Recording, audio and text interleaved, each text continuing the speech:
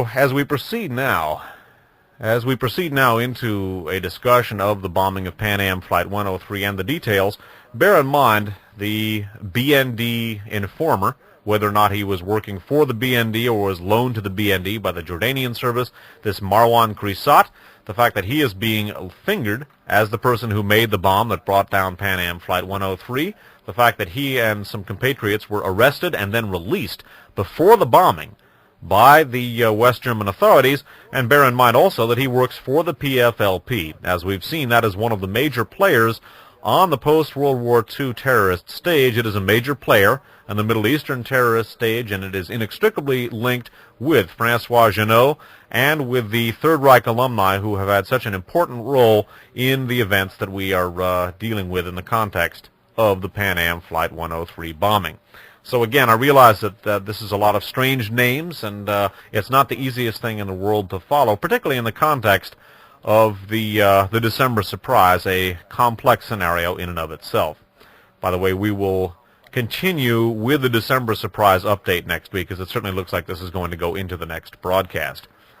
Now, I'm going to reread the article that I began this broadcast with, this by way of refreshing our information after listening to the dizzying but very important information from Unhealed Wounds. Again, that information is also in a supplement to RFA 22. It's also included in the two-part miscellaneous archive series called The Fascist Third Position.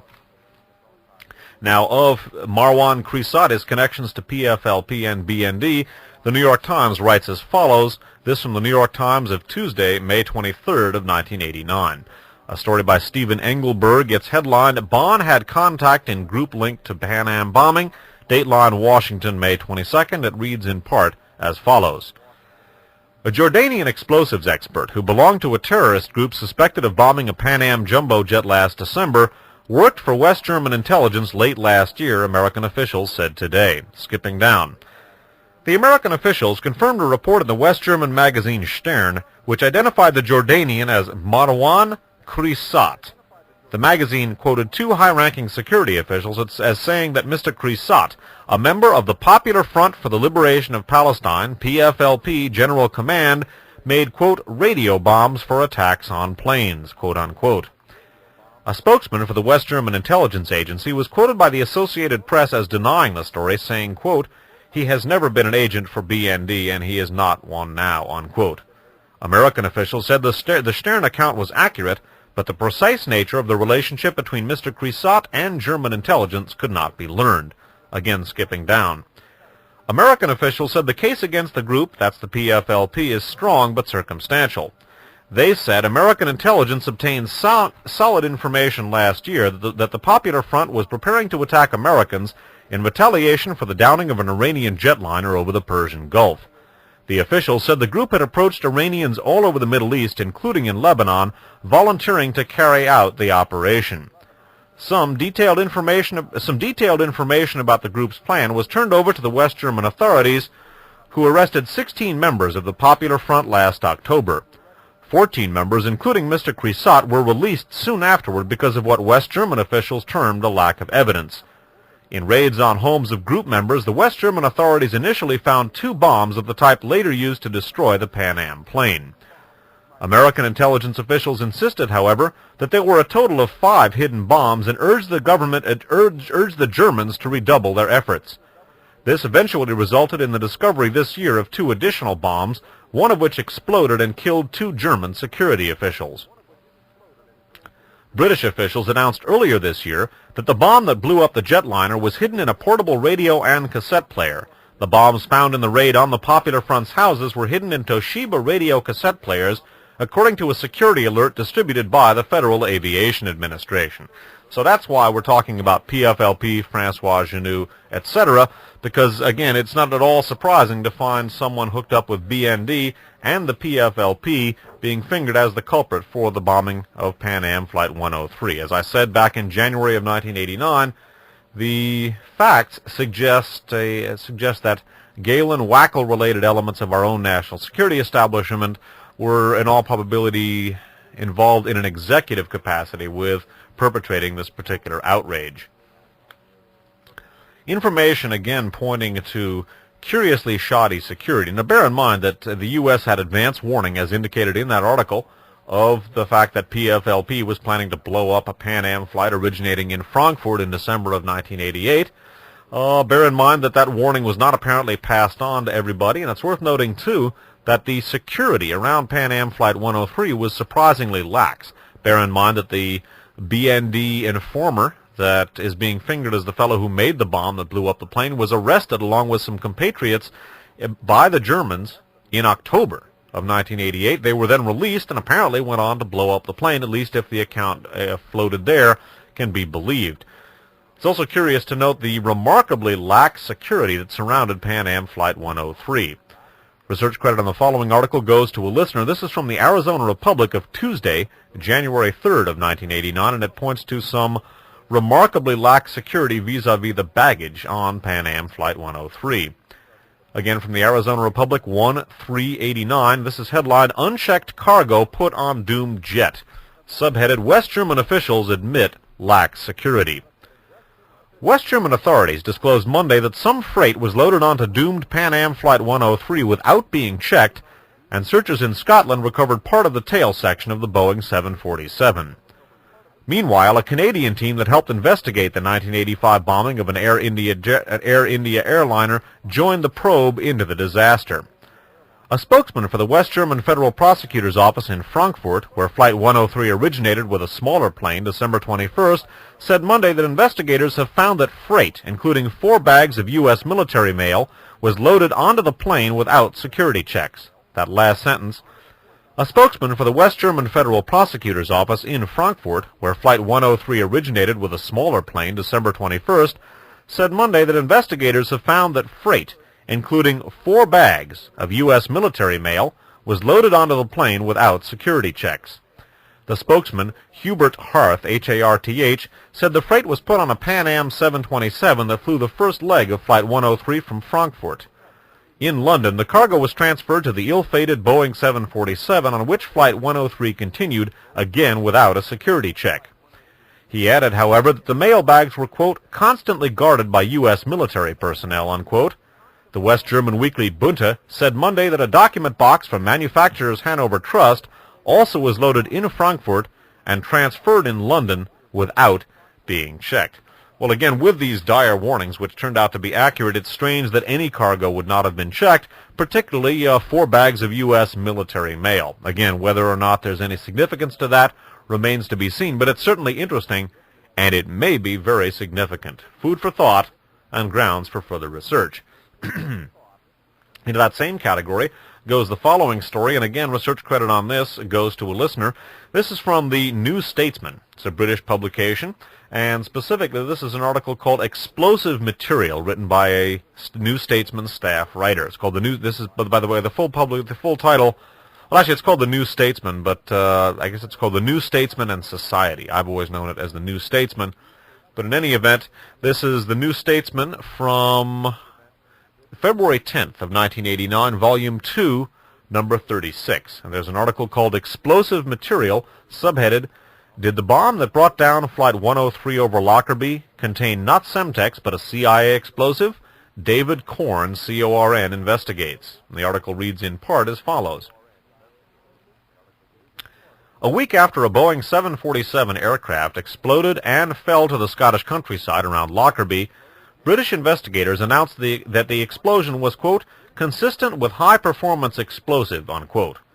Although the authorities have refused to release any technical details beyond this cryptic phase, suspicion has fallen on the Soviet bloc explosive Semtex, S-E-M-T-E-X. In recent days, a theory has emerged that the bomb was planted in the luggage of a CIA agent traveling from Beirut to New York via London. But it is also possible that it was not Semtex, but an American plastic explosive originally belonging to the CIA that downed Flight 103. In 1977, Colonel Muammar Gaddafi acquired 40,000 pounds of this explosive known as C4. It was sold to him by a renegade CIA operative, Edwin Wilson. Skipping down, a large portion of the C4 Wilson sold to Gaddafi was improperly stored and it degraded, but a substantial amount was distributed by Gaddafi to others with violent intent. Wilson was eventually tracked down and put behind bars by E. Lawrence Barcella, Jr., a former assistant U.S. attorney. Barcella, now a lawyer in private practice, fears that some of this C4 may have reached the hands of those responsible for destroying Flight 103. He is waiting to see if the investigators announce what brand of plastic explosive was detonated once the chemical analysis is completed. If C4 was used, the Wilson specter would be raised. If Semtex, then the Soviet Union would be embarrassed and détente muddied. There is precedent for official silence on this question, according to Peter Maas, who chronicled Wilson's exploits in his book Manhunt. On April 2, 1986, 9 days after U.S. and Libyan jets clashed over the Gulf of Sidra, four people were killed and 9 injured when a bomb detonated on a TWA flight. A Palestinian group, the Arab Revolutionary Cells, claimed credit for the action. Subsequent news reports cited an FBI finding that the bomb had been made up of about 1 pound of plastic explosives, but what kind was not specified.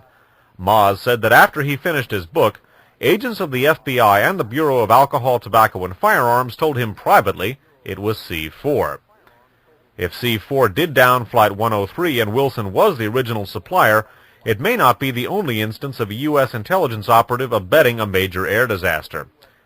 In a little-noticed testimony before a Senate subcommittee last summer, Franklin Joseph Camper, who ran a private school for mercenaries in Alabama, tied the 1985 air crash of an Air India jetliner to a member of his staff and graduates of his academy, and to C4. Camper, whose business trained Americans and foreigners in assassination and bombing techniques, including the use of plastic explosives, was an informer and sometime operative for the Bureau of Alcohol, Tobacco, and Firearms, the FBI, and Army Intelligence. He also, by the way, figured prominently in Radio Free America number 13, the 4th broadcast in a 4-part Radio Free America series dealing with the Aryan nations. Now again, although the official version is that it was Semtex that brought the plane down, it's worth noting that there was some discussion that this might have been C4. It's even possible that the Semtex accounted as an official lie, because there has certainly been a lot of official dissembling vis-a-vis PamAm Flight 103.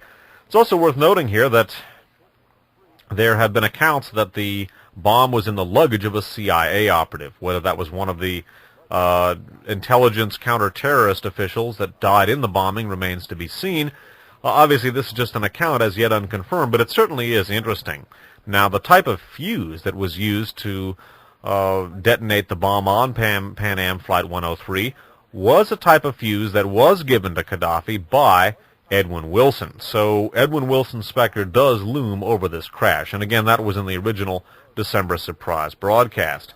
Obviously, it was Edwin Wilson's group that trained and armed Gaddafi's terrorist cadre, and Gaddafi is quite close to Abu Nidal, the person who was originally fingered as the probable culprit in this particular bombing. And again, we took a look at Gaddafi's connections to the Skorzeny and Third Reich-related terrorist milieu that we've talked about. We've looked at that earlier in this broadcast. We also looked at that in a big way in Radio Free America shows 4 and 22. We came back to that in a big way in RFAs number 30 and 32 as well. Again, it was in 1985 and 1986 when Amiram Nir and Oliver North were cooperating on joint U.S.-Israeli counter-terror policy that Abu Abbas and his organization that were heavily involved in terrorist acts on the international stage. The Achille Lauro hijacking was performed by Abu Abbas's organization. Again, Abu Abbas tied to Mansour al-Qassar, who was getting the weapons for Oliver North from the Uriah deal, even though Abu Nidal, another associate of Mansour al-Qassar's, was being fingered as, or at least cited by Oliver North as conspiring against Oliver North. And again, contacts between the American ultra-right and ultra-right elements of the U.S. national security establishment and the very terrorist elements which they are supposedly defending us against suggests very strongly a scenario of provocation. And again, Ottfried Hepp, the member of the Hoffman Group, a member of the European neo-fascist group that is associated with some of these same organizations.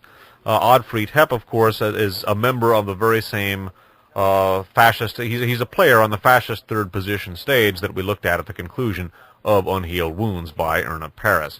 And so again, the continuity between the Third Reich and the Skorzeny-Galen-Janou contingent in the Middle East in the mid-1950s their connections with contemporary Middle Eastern terrorism and the fascist third position, and the link-ups between Middle Eastern terrorism and the so-called secret team, the group that on this program we've referred to as the Turple Wilson operation, their connections, of course, to this country's national security establishment and to George Bush, the Iran-Contra scandal. That is the basic outline that we're looking at here. Now, the many funky details, the many apparent cover-ups by the national security establishment and official U.S. officialdom, I should say, in this context, they have the glitches in the U.S. investigation have elicited a lot of criticism of the United States. In particular, there was a lawsuit pending by friends and relatives of the victims of Pan Am Flight 103.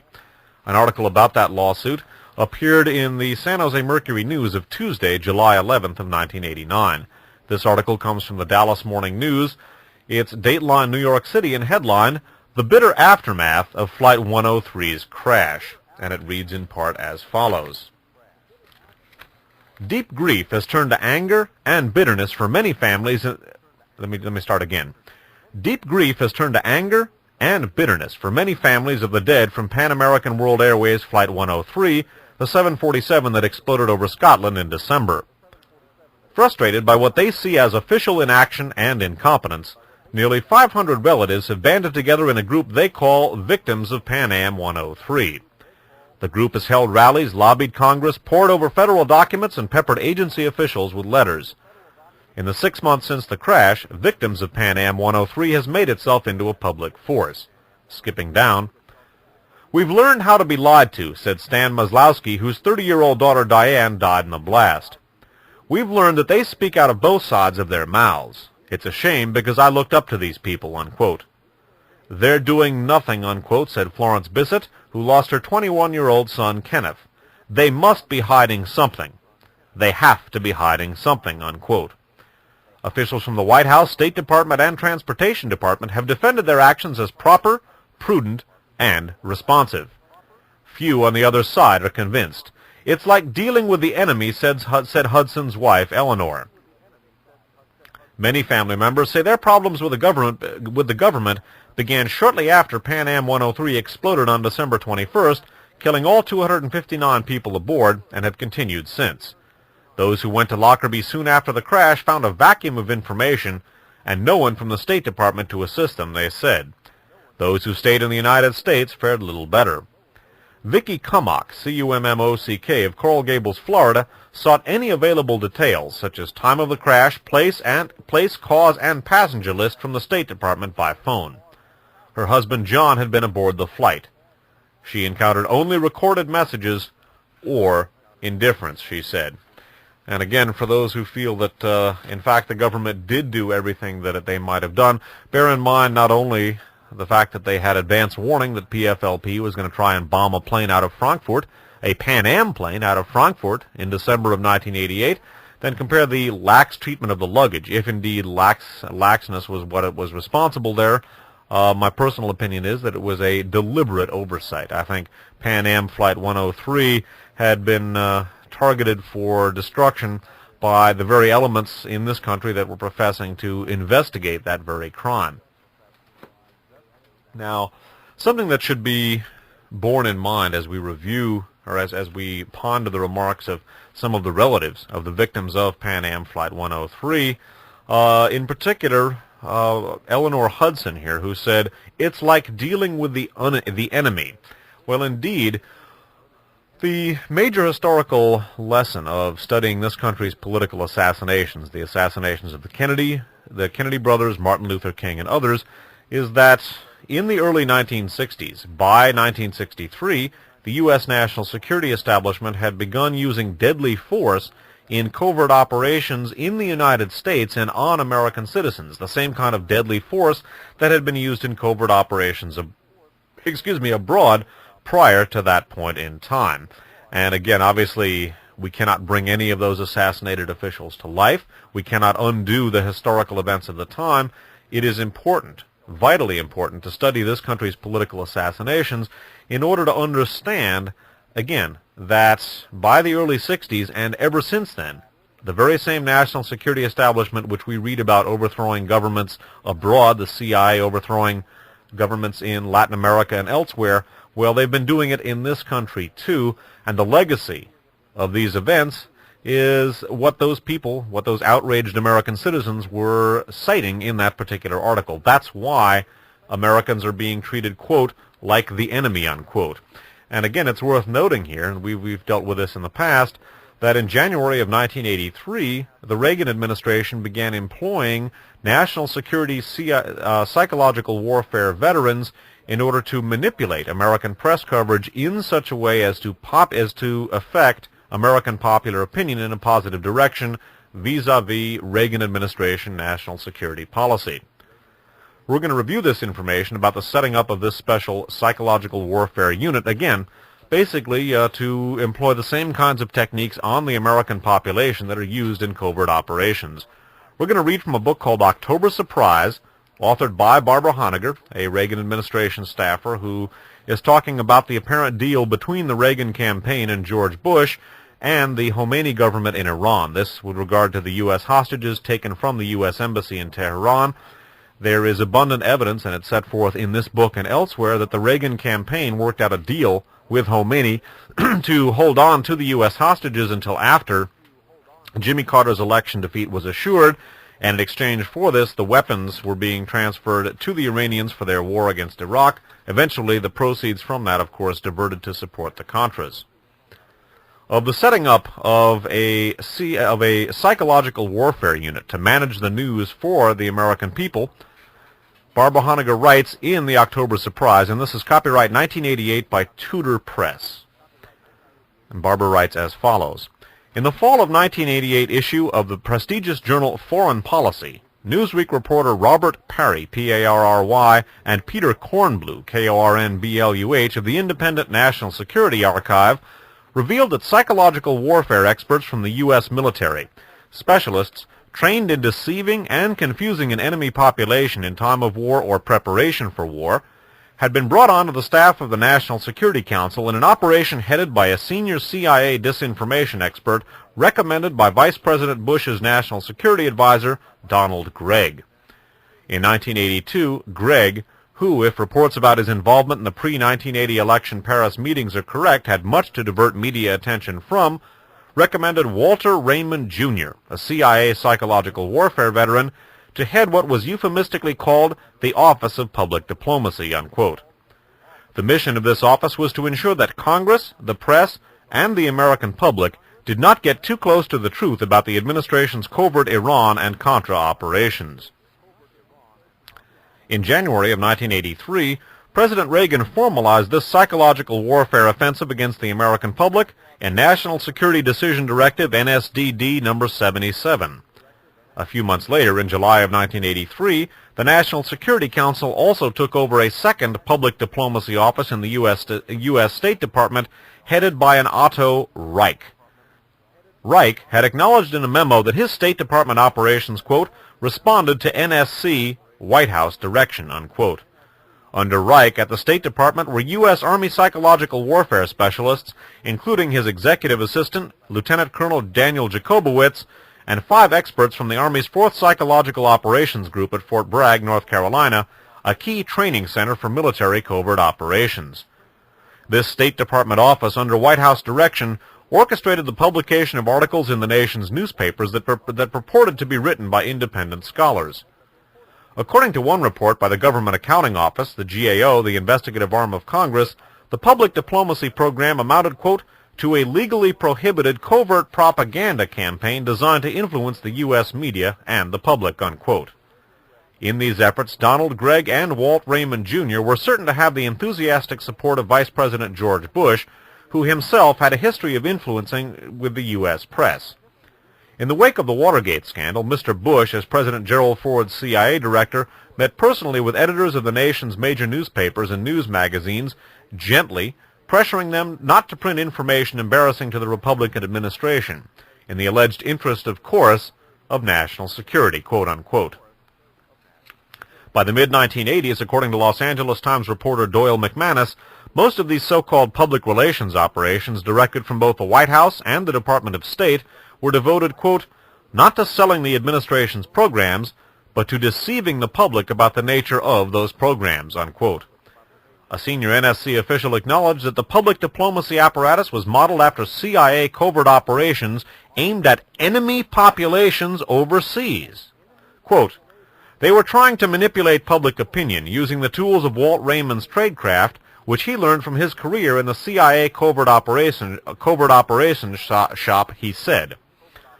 NSC advisor John Poindexter himself told Oliver North in a message dated September 13, 1986, quote, what he, CIA Director William Casey, has in mind as a person to head up the psychological offense operation is a political operative who can twist arms and also run a high-powered public relations campaign.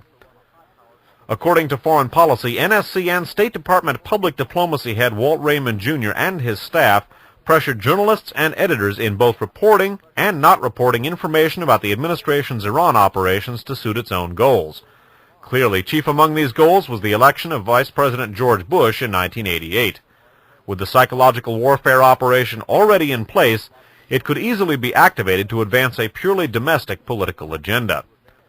The existence of this psychological warfare and propaganda office was so secret and so sensitive that the existence of the psychological warfare and propaganda offices was so secret and so sensitive that a chapter on their history and operations was censored by Reagan-Bush loyalists from the final report of the Congressional Iran-Contra Committee. This suppressed chapter concluded that, quote, the propaganda office did what a covert CIA operation in a foreign country might do, attempt to manipulate the media, the Congress, and public opinion to support Reagan administration policies. The problem with all this is they tried to do it in America to their own people, to their own Congress, and to their own free press, unquote. That basically is why these people, the bereaved relatives of the victims of Pan Am Flight 103, are being treated, quote, like the enemy, quote, unquote. Because to the people running this country, and in all probability to the people who precipitated that bombing from this country, they are the enemy, quote, unquote. Well, basically that winds things up for this evening. The conclusion of the December surprise update will be carried over to next week. And again, this will be grafted together for archival purposes. A couple of programming notes. First of all, again, on Tuesday, October 24th, on sister station KKUP FM at 91.5 on the FM dial, Radio Free America program number 19, a broadcast which will intersect with considerable elements of tonight's program as well. There are a lot of elements in common. Radio Free America program number 19, the third broadcast in a 5-part Radio Free America series dealing with the shooting of Pope John Paul II in May of 1981.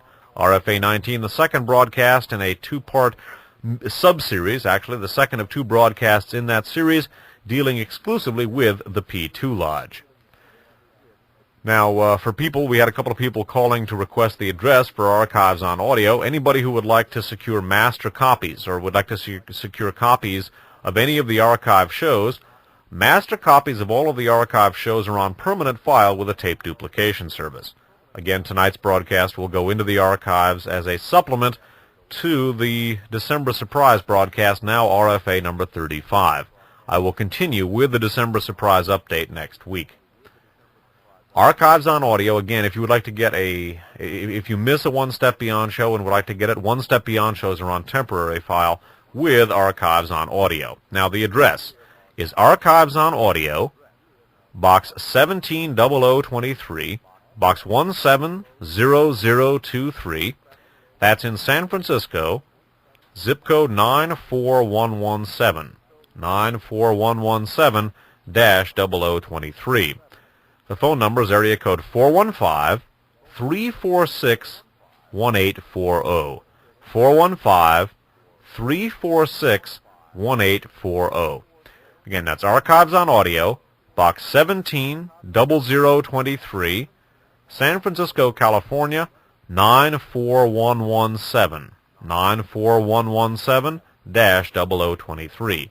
Phone 415-346-1840. 415-346-1840. Write or phone to the attention of Paul. And again, neither myself nor this station makes money out of this arrangement. That concludes things for me for this evening. Stay tuned now for Belladonna, and she will be playing you a variety of different sounds. Do what you can. Get out the word on the drug tug Lenvest case. Don't give up hope on that. Keep busy, and again, I will see you next week. We will finish up the December surprise update next week. Thanks for listening, and God bless.